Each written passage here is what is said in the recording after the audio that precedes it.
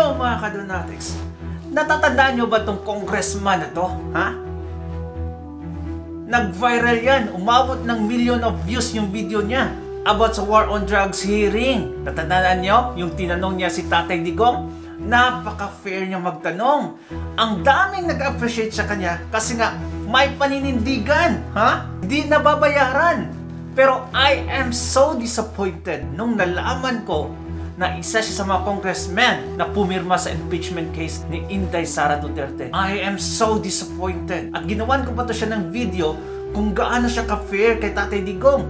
Umabot ng thousands of views. And I am thinking right now na i-privatize ko na lang o i-delete ko yung video na yun para hindi na makita ng iba. Napaka-unfair pa lang tong tao to.